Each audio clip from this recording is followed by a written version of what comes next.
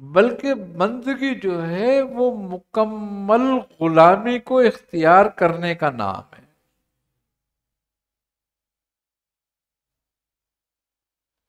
مکمل احکام پر عمل کرنے کا نام ہے۔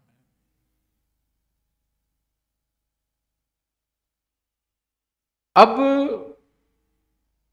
میں نوافل کی کثرت کروں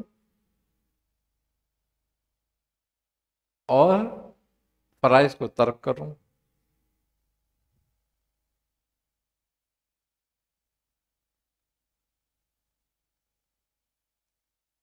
تو وہ نوافل قابل قبول نہیں ہے۔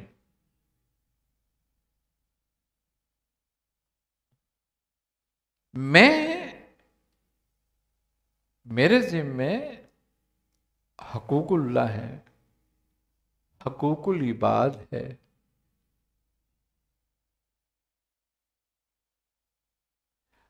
اب میں نوافل کی کثرت کر رہا ہوں مگر فرائض سے منہ موڑ رہا ہوں،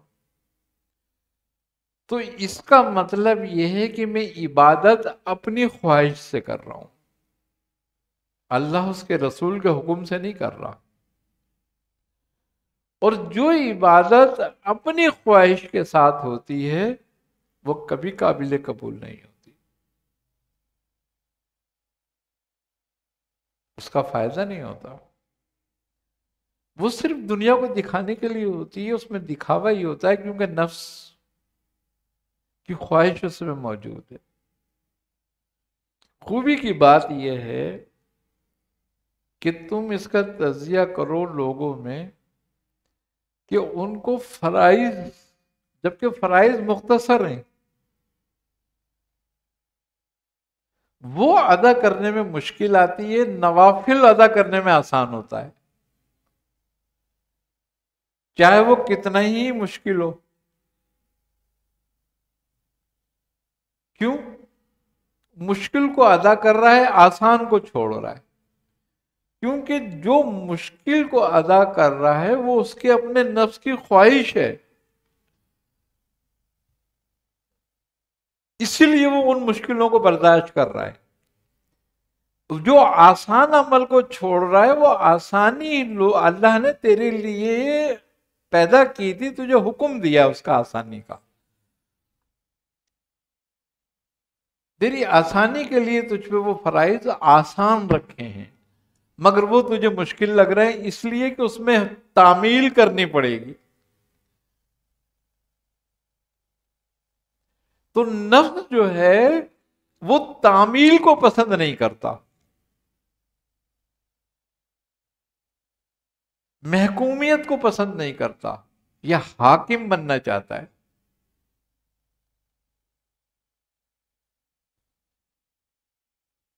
تو جس کا نتیجہ یہ ہے کہ پھر وہ عبادت تیرے کام نہیں آتی،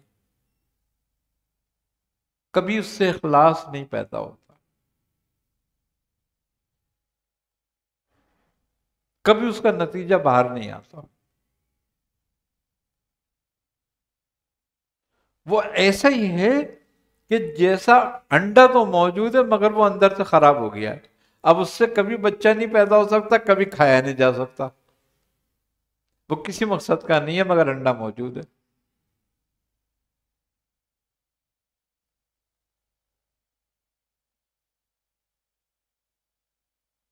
دوسری بات، ہم خیرات کریں، ہم زکوٰۃ دیں، ہم صدقات کرتے ہیں، اس پہ ہم بڑھ چڑھ کر حصہ لیتے ہیں، مگر لوگوں کو ان کا حق نہیں دیتے۔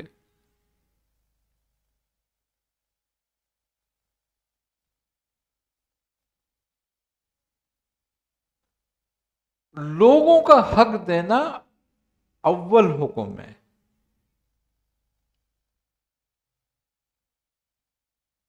اب چونکہ نفس یہ چاہتا ہے کہ بھئی تجھے متقی، تجھے اللہ کی راہ میں خرچ کرنے والا ظاہر کرے، تو خوب پیسے لگا رہا ہے، مسجد میں بھی لگا رہا ہے، مدرسوں میں بھی لگا رہا ہے، خیرات بھی کر رہا ہے، زکوٰۃ بھی دے رہا ہے، میرا نام ہو۔ لیکن حقدار کو اس کا حق نہیں دے رہا.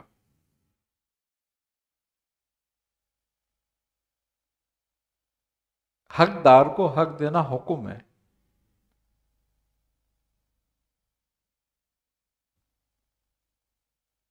لیکن چونکہ نفس حکم کی تعمیل کرنا نہیں چاہتا، اس پہ یہ گرا ہے.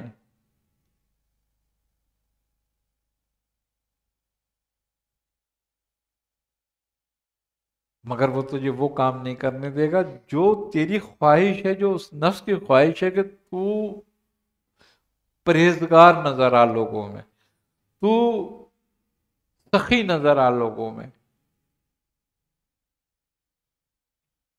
وہ سخاوت کر رہا ہے، کسی کے مال پہ قبضہ کیا ہوا ہے، کسی کی جائیداد پہ قبضہ کیا ہوا ہے، بہن بھائیوں کا حق کھایا ہوا ہے، لوگوں کا حق کھایا ہوا ہے، مزدوروں کا حق کھایا ہوا ہے، اور مسجد میں چندہ دے رہا ہے. جتنا تو چندہ مسجد میں دے رہا ہے، جن کا حق ہے اتنا لوگوں کو ادا کر دے. مت دے چندہ، اس سے تھوڑی پوچھا جائے گا تو نے چندہ کیوں نہیں دیا تھا. یہ پوچھا جائے گا تو نے حق کیوں نہیں دیا تھا.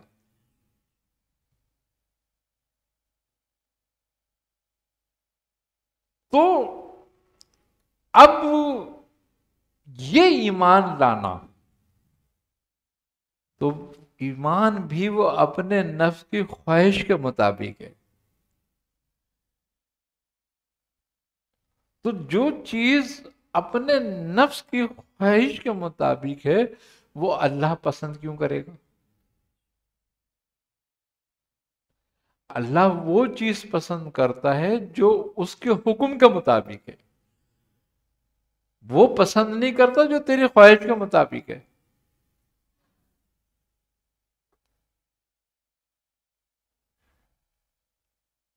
اب دیکھنے والی بات یہ ہے کہ تو اللہ کے مقابلے پہ اپنے نفس کی پیروی کر رہا ہے.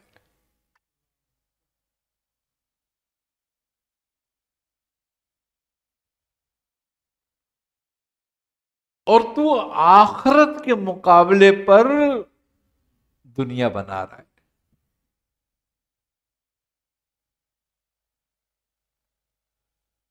اور تو روح کے مقابلے پر مادے کو اچھا جان رہا ہے.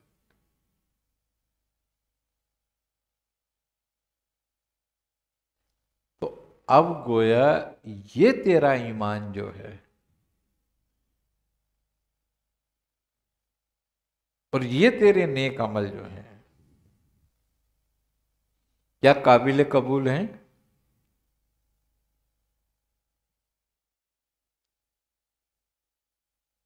ان کا ثمر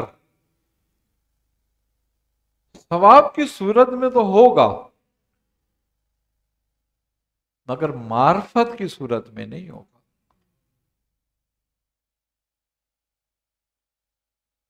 اخلاص کی صورت میں نہیں ہوگا،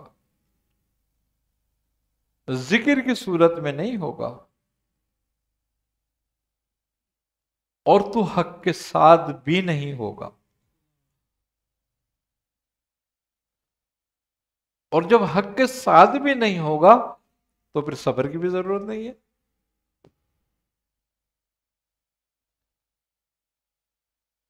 اور جب صبر کے مقام تک نہیں پہنچے گا تو معیت بھی حاصل نہیں ہوگی.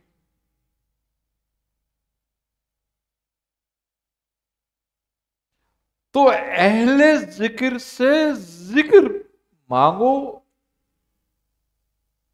کا مقصد کیا ہے؟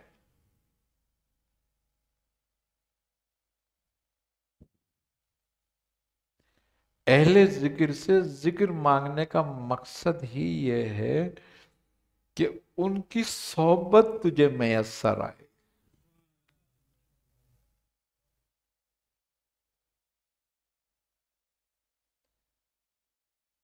زبان سے ذکر، زبان کا ذکر کتابوں میں بھی موجود ہے.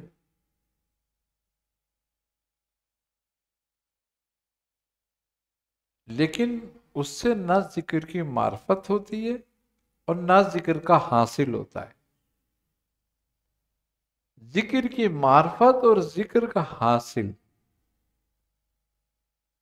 اہل ذکر کی صحبت سے ہوتا ہے.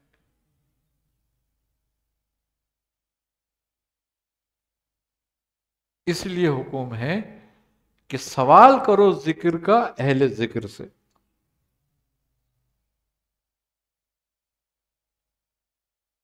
اہل علم کا حکم نہیں دیا کہ اہل علم سے سوال کرو ذکر کا.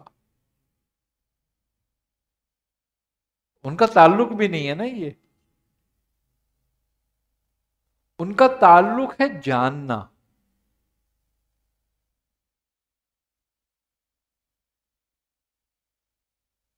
وہ یقین ہے.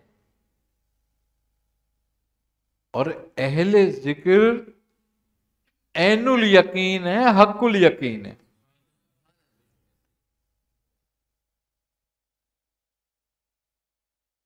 وہ صرف علم الیقین ہے.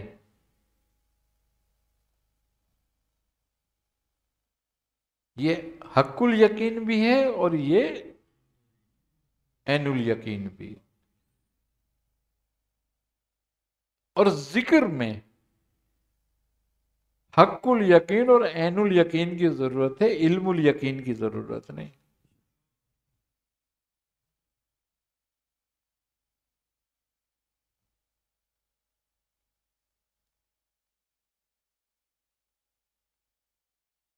اللہ فرماتا ہے کہ ہم نے پیدا کیا جن اور انس کو مگر اپنی عبادت کے لیے. گویا عبادت پوچھنا ہے کیا؟ جب تک تم جانتے نہیں، تم پہچانتے نہیں، تو عبادت کیسے کرو گے؟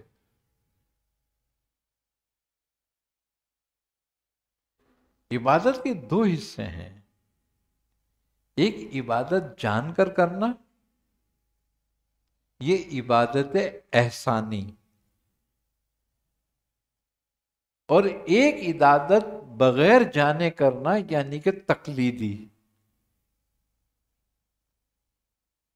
تو تقلیدی عبادت میں ثواب ہے اور احسانی عبادت میں معرفت ہے.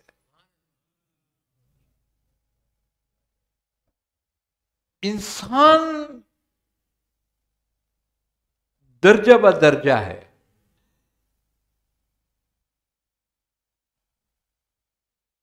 اللہ بھی درجوں والا ہے.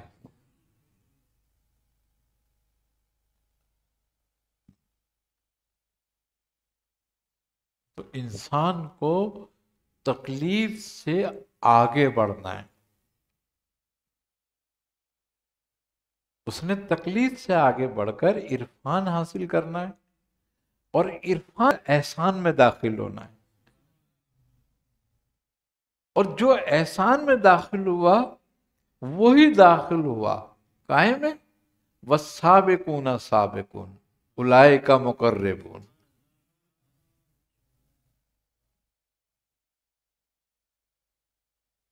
جو جان لیتا ہے اس کا نفس مطمئن ہو جاتا ہے. اور جس کا نفس مطمئن ہو جاتا ہے اللہ اسی سے کلام کر رہا ہوتا ہے کہ اے اطمینان پانے والے نفس ارجی، پلٹا.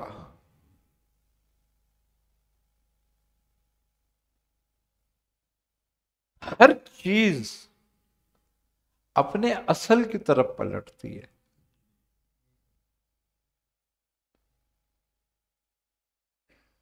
مگر کب؟ جب اسے کی معرفت ہو جائے کہ میری اصل کیا ہے.